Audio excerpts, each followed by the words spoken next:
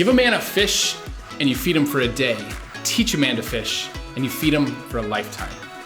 In our roles as church leaders, we have a unique opportunity to go beyond merely solving problems for others. Instead, we can empower our teams to tackle these challenges themselves.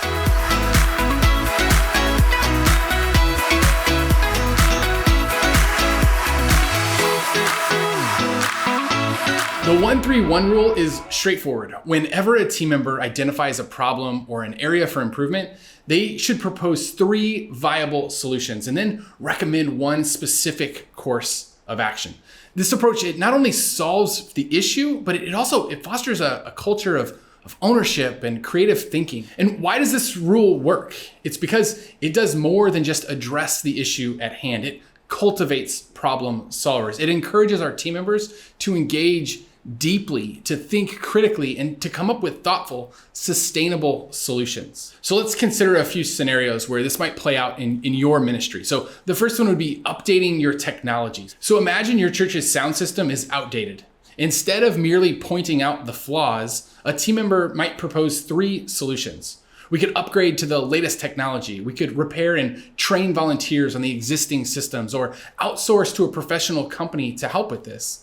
But after evaluating these options, they might then recommend the most cost-effective yet impactful solution for that scenario. Or consider if your team wants to expand community outreach. So they might suggest starting a food pantry, or organizing community cleanup events, or partnering with local businesses. And after assessing the needs and the resources, they could recommend an option that optimizes the community impact. And of course, when it comes to enhancing volunteer recruitment, a proactive approach could involve a new digital sign-up system, appreciation events, or skill development sessions for your volunteers with a strategic recommendation based on what's most feasible and needed. And so implementing the 1-3-1 rule in your church, it begins with clear communication.